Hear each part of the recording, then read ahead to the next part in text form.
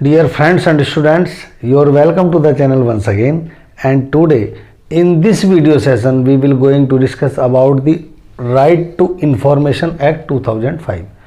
In short हम इसे RTI act 2005 ही कहेंगे, और अगर हिंदी में कहें तो सूचना अधिकार अधिनियम 2005, इसको डिस्कस करेंगे। और देखिए, वैसे तो अपने आप में बहुत वाइड है, लेकिन इसके हम सारे ही इम्पोर्टेंट टॉपिक को कवर करने का प्रयास करेंगे। इसको हम एकेडमिक पॉइंट ऑफ व्यू से भी कवर करेंगे, और यदि आप सामान्य नागरिक हैं, एक आम नागरिक भी आप हैं, तो भी ये जानकारी आपको होनी ही चाहिए। तो देखिए, इसमें हम क्या क्या कवर करने वाले हैं, देखेंगे इसमें RTI एक्ट क्या होता है, इसका ऑब्जेक्ट क्या है, इसको किस प्रकार से एप्लीकेशन इसकी लिखी जाती है, और इसकी फ़ीस कितनी होती है, कौन सी सूचनाएं ऐसी हैं जो इसके अंतर्गत हम मांग सकते हैं, और ऐसी कौन सी जानकारियां हैं जिनको इसके दायरे से बाहर रखा गया है, इनको कवर करेंगे। और इसके सबसे इम्पोर्टेंट बात यह है कि यदि आप एप्लीकेशन देते हैं किसी PIO या APIO को, इसको बाद में पढ़ेंगे हम, PIO या APIO क्या होता है, या आप समझिए कि केवल आप किसी सक्षम अधिकारी को एप्लीकेशन देते हैं, सूचना मांगते हैं, और वो एप्लीकेशन आपकी एक्सेप्ट ही नहीं करता, या सूचना नहीं देता, या गलत इन्फॉर्मेशन दे देता है, तो फिर हमारे पास क्या लीगल रेमेडी है उसके खिलाफ, या उसको हम किस प्रकार से पनिशमेंट दिला सकते हैं। तो ये सारी बातें इस वीडियो में हम कवर करने वाले हैं। आप पेशेंस रखिए और वीडियो में बने रहिए, आपके सारे डाउट इसमें लगभग क्लियर हो जाएंगे। तो चलिए स्टार्ट करते हैं। देखिए, सबसे पहले देखते हैं RTI एक्ट 2005 क्या है। तो देखिए, RTI एक्ट 2005 ये इंडियन सिटीजन को राइट देता है पब्लिक अथॉरिटी के अगेंस्ट, यानी गवर्नमेंट अथॉरिटी के अगेंस्ट टू सीक इंफॉर्मेशन। यानी ऐसे समझिए, सूचना अधिकार अधिनियम 2005 के अंतर्गत भारत का प्रत्येक नागरिक सरकारी विभाग से या प्रशासन से उसके प्रत्येक स्तर पर व्यावहारिक सूचना प्राप्त करने का अधिकार रखता है। उसको सरकारी अथॉरिटी से सूचना लेने का राइट है भारतीय सिटीजन को, भारत के नागरिक को। देखिए इसका, और जब हम गवर्नमेंट अथॉरिटी की बात यहाँ कर रहे हैं, सरकारी अथॉरिटी, तो सरकारी अथॉरिटी का मतलब क्या, उसमें दोनों चीज़ें आती हैं, यानी केंद्रीय और राज्य। केंद्र और राज्य दोनों उसमें शामिल हैं। जैसे राष्ट्रपति कार्यालय, प्रधानमंत्री कार्यालय, राज्यपाल और मुख्यमंत्री, गृह मंत्री कार्यालय, और इसके साथ साथ दोनों सदन, लोकसभा, राज्यसभा, विधानमंडल, विधान परिषद, इनसे ले सकते हैं। निर्वाचन आयोग, सभी अदालतें, सभी चुनाव आयोग, और इसके साथ साथ सारे सरकारी दफ्तर जिनसे हम ले सकते हैं, जैसे आपका सरकारी स्कूल हो गए, सरकारी जो हॉस्पिटल्स हैं, सरकारी बैंक हैं सारे, और सरकारी बीमा कंपनी हो सकती हैं, और इसी के साथ साथ जो सरकारी फ़ोन, मोबाइल कंपनी, इन सब से हम ये रिपोर्ट ले सकते हैं। और सरकारी NGO भी जो जुड़े हुए हैं, उनसे भी हम ये सूचनाएं मांग सकते हैं। और इसी के साथ जो भी सरकारी एड प्राप्त करने वाली संस्थाएं हैं, वो भी इसके दायरे में आती हैं, केवल प्राइवेट संस्थाओं को छोड़ करके। हम उनसे ये सब पब्लिक अथॉरिटी के अंतर्गत आने वाले सारे सरकारी विभाग, जिनसे हम सूचनाएं, सारे सरकारी स्कूल, कॉलेज, सबसे हम ये सूचनाएं ले सकते हैं। इसके ऑब्जेक्ट की बात कर लेते हैं। तो इस एक्ट का लाने का पर्पस सार्वजनिक जीवन में ट्रांसपेरेंसी बनाना, पारदर्शिता लाना, और अधिकारियों की, सरकारी कर्मचारी या अधिकारियों की अकाउंटेबिलिटी, जवाबदेही, रेस्पॉन्सिबिलिटी स्पष्ट करना, तय करना, सत्ता के दुरुपयोग को रोकना, भ्रष्टाचार, सार्वजनिक जीवन में भ्रष्टाचार को रोकना, ये सारे रीज़न। देखिए, अगर आप किसी सरकारी जो कर्मचारी अधिकारी होते हैं, उनकी आदत होती है कि वह आपकी बात का जवाब नहीं देते, कई बार पूछने पर नहीं देते, या गलत इन्फॉर्मेशन दे देते हैं, मान लिया कोई। तो इस एक्ट के लाने से एक तो वो सूचना जो देंगे वो सही देने के लिए बाध्य हैं, क्योंकि उसको भी जानते हैं कि RTI के अंतर्गत ले सकते हैं, और जब सूचना लिखित में जाती है तो उसको कोई गलत नहीं दे सकता। तो इससे ये सारी, यानी अधिकारियों की अकाउंटेबिलिटी, रिस्पॉन्सिबिलिटी भी है, जवाबदेही उसकी बढ़ जाती है। ये तय करने का भी इसका मेन रीज़न है। बेसिकली ये 2004 से 2014 तक जो कांग्रेस की सरकार थी, मनमोहन सरकार थी, इसको हम UPA सरकार भी कहते हैं, उसी के टाइम में ये उनकी, कांग्रेस की बिगेस्ट अचीवमेंट है RTI एक्ट 2005। कांग्रेस को बिग विक्ट्री कहा जाता है कांग्रेस की, और कांग्रेस को इस एक्ट के नाम से जाना जाता है।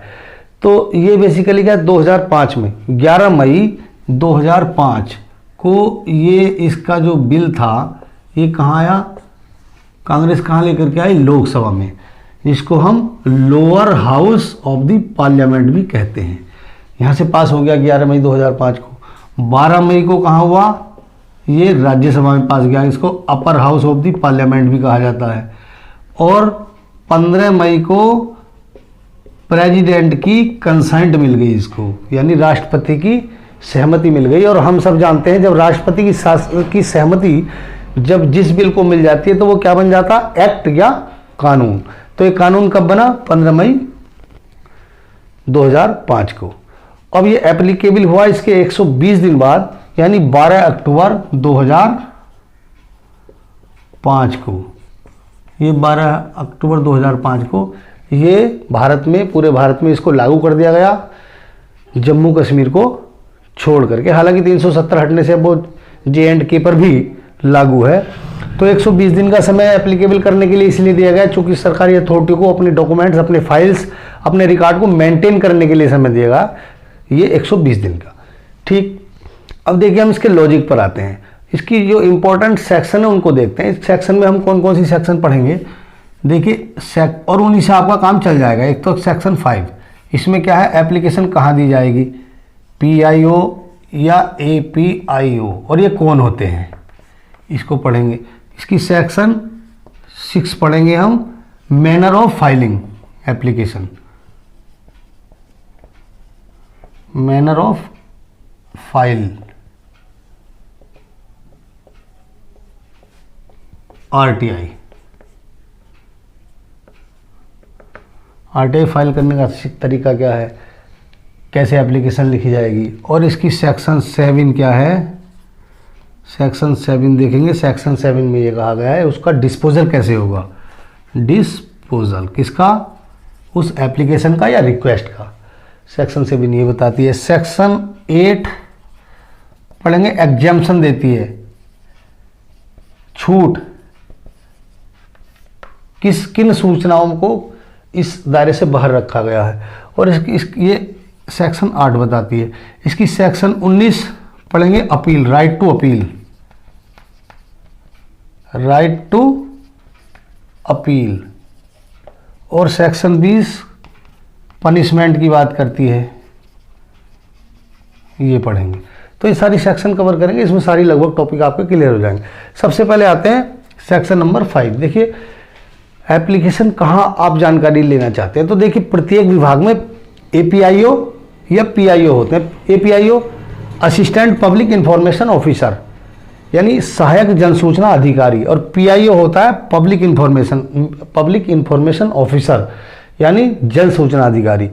और देखिए अलग से कहीं अपॉइंट नहीं होते, प्रत्येक विभाग में ऑलरेडी होते हैं। जैसे आप ये समझिए, मान लिया कोई कॉलेज है या स्कूल है, स्कूल का जो प्रधानाचार्य होगा वो क्या होगा, APIO होगा, सहायक जन सूचना अधिकारी, यहाँ ले सकते हैं। और इससे ऊपर उसका जो जिले लेवल पर होता है BSA, ABSA, ये जन सूचना अधिकारी होता है। इसी प्रकार से आप चले जाइए पुलिस डिपार्टमेंट में, थाने का जो इंचार्ज होता है, थाने का कोतवाल, थाने का इंस्पेक्टर या CO, ये तो होते हैं APIO, सहायक जन सूचना अधिकारी।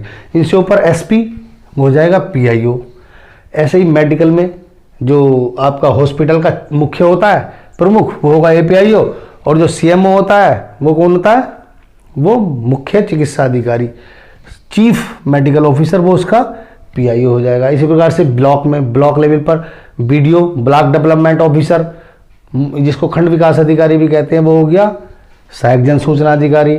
और इससे ऊपर जो CDO होता है, मुख्य विकास अधिकारी, चीफ डेवलपमेंट ऑफिसर, वो होगा PIO। तहसील पर तहसीलदार, सहायक हो गया। और ऊपर DM, PIO क्या हो गया, DM हो गया। तो आप यहाँ एप्लीकेशन कहीं भी दे सकते हैं।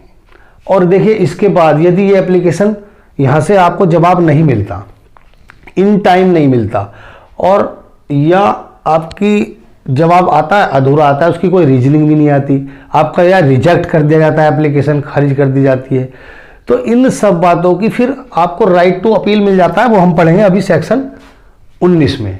देखिए हमने अभी डिस्कस किया, यदि PIO या APIO आपको की एप्लीकेशन रिजेक्ट कर देते हैं, या कोई रीज़न नहीं देते, या इन टाइम आपको सूचना नहीं देते, या कोई गलत इन्फॉर्मेशन देते हैं, रॉन्ग इन्फॉर्मेशन आपको दे देते हैं, या इन्फॉर्मेशन देने से डिनाई करते हैं, या डिस्ट्रॉय कर देते हैं सूचना को।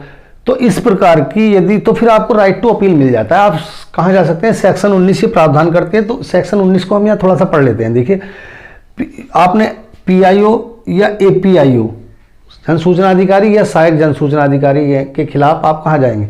तो सरकार ने क्या है, कमीशन बनाए हुए हैं, राज्य सूचना आयोग और केंद्रीय सूचना आयोग। स्टेट लेवल पर स्टेट इंफॉर्मेशन कमीशन और केंद्रीय लेवल पर सेंट्रल इंफॉर्मेशन कमीशन बनाया हुआ है।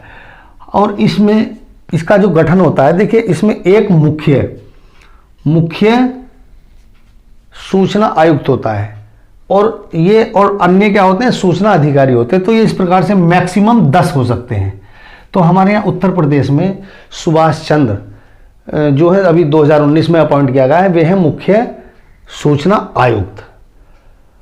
तो ये SIC यानी स्टेट इंफॉर्मेशन कमीशन पर आप यहाँ से अपील कर सकते हैं, किसकी, PIO के खिलाफ या APIO के खिलाफ स्टेट लेवल पर। और मामला अगर सेंट्रल लेवल का है और तो फिर इनकी अपील कहाँ होगी, वो यहाँ होगी, कहाँ, CIC सेंट्रल इंफॉर्मेशन कमीशन। इसमें भी यहाँ एक मुख्य सूचना आयुक्त होते हैं, और ये मैक्सिमम 6 हो सकते हैं। 6 अन्य सूचना आयुक्त अन्य होते हैं। यहाँ का जो सेंट्रल का होता है उसको वो मुख्य सूचना आयुक्त कहलाता है, या इंफॉर्मेशन कमीशन ऑफ इंडिया कहलाता है। इंफॉर्मेशन कमीशन ऑफ इंडिया, मुख्य, भारत का मुख्य सूचना आयुक्त। तो भारत का मुख्य जो सूचना आयुक्त है कौन है, यशवर्धन।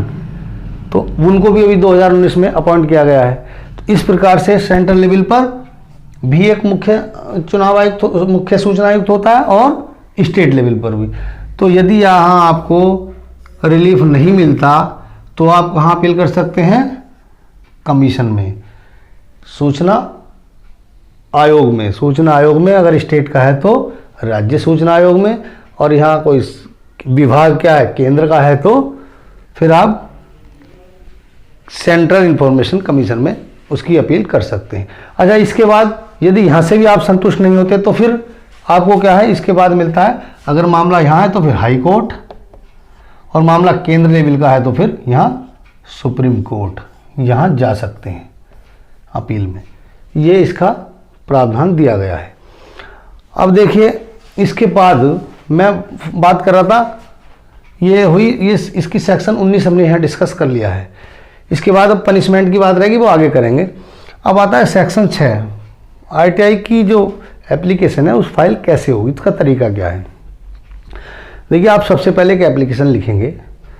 एप्लीकेशन लिखने का तरीका आप हाथ से भी लिख सकते हैं, टाइप करा करके दे सकते हैं, किसी भी तरीके से। और दूसरी बात, यहाँ लैंग्वेज का कोई व्यवस्था या कोई बाउंडेशन नहीं दी कि आप हिंदी में लिख सकते हैं, इंग्लिश में लिख सकते हैं, आप अपनी लोकल लैंग्वेज में भी उसको लिख सकते हैं। अगर मैं हिंदी में बात करूं और ये मान लो सपोज दैट हमें किसी प्रधान की, ग्राम पंचायत की कोई सूचना लेनी है, तो वो कहाँ जाना पड़ेगा, ब्लॉक में स्तर पर जाना पड़ेगा। तो आप लिखेंगे सेवा में सहायक जन सूचना अधिकारी / खंड विकास अधिकारी, और फिर ब्लॉक का नाम ब्लॉक बिजनौर या धामपुर जो भी है।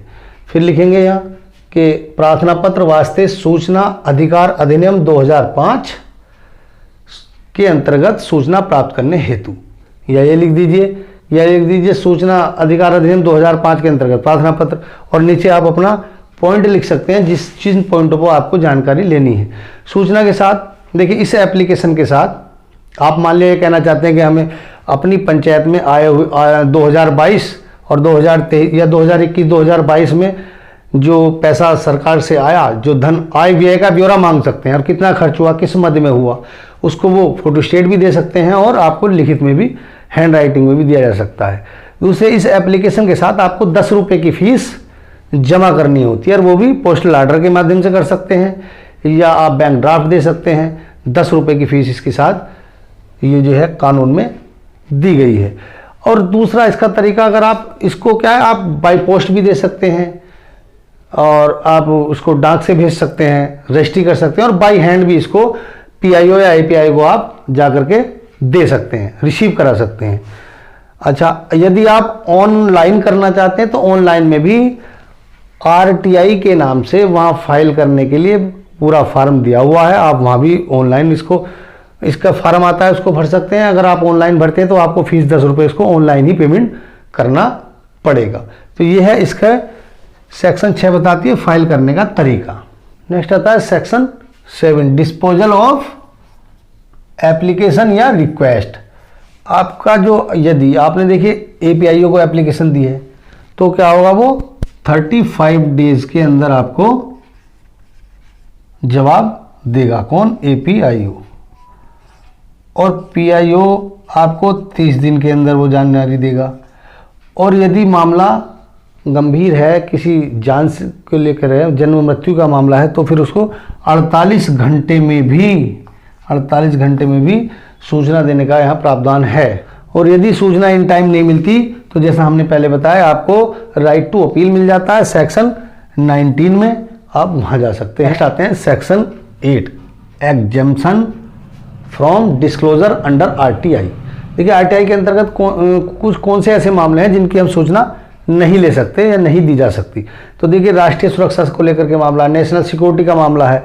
आप नहीं पूछ सकते कि जो है RTI के अंतर्गत ये नहीं कह सकते कि राफेल डील कितने की हुई है, या हमारे पास नए न्यूक्लियर वेपन कितने हैं या कितने बनाए जा रहे हैं, क्योंकि राष्ट्रीय सुरक्षा का मामला है। और खुफिया एजेंसियों की ऐसी जानकारी जिनके सार्वजनिक होने से राष्ट्र की एकता अखंडता को हानि होने की संभावना हो, ऐसी जानकारी आपको नहीं दी जा सकती। ट्रेड सीक्रेट से जुड़ा हुआ मामला है, किसी का कोई कंपनी का फार्मूला है, आप फार्मूला नहीं पूछ सकते। आप ये नहीं पूछ सकते मेरे अकाउंट में कितने पैसे हैं, आप ये ऐसी जानकारी। अच्छा, आप किसी भी कंपनी का किसी सरकारी अथॉरिटी से आप उसी चीज़ की सूचना ले सकते हैं जो उनके पास अवेलेबल है। आप उस अधिकारी की राय नहीं जान सकते। पार्लियामेंट की ऐसी जानकारी जो MP सांसदों को या MLA को ही पता होनी चाहिए, वो जानकारी भी सार्वजनिक नहीं की जा सकती।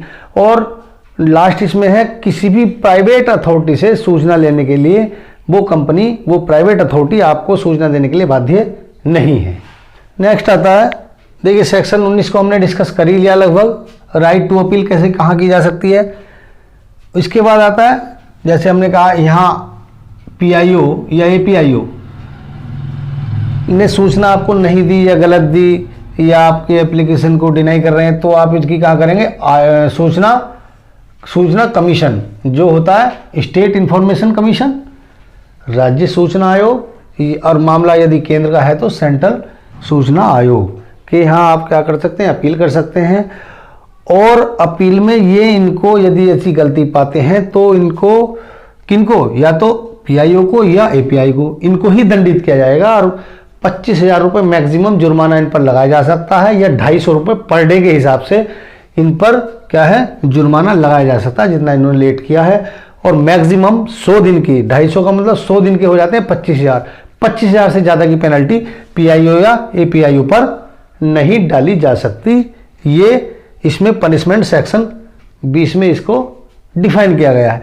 और यदि आप यहाँ भी जाकर के, यानी आयोग से, सूचना आयोग के यहाँ, चाहे वो स्टेट का हो या सेंटर का हो, यहाँ भी आप सेटिस्फाई नहीं होते तो फिर उसकी अपील कहाँ कर सकते हैं। अगर स्टेट का मामला है तो हाई कोर्ट, और यदि सेंट्रल का मामला है तो सुप्रीम कोर्ट में इसकी अपील की जा सकती है। तो देखिए हम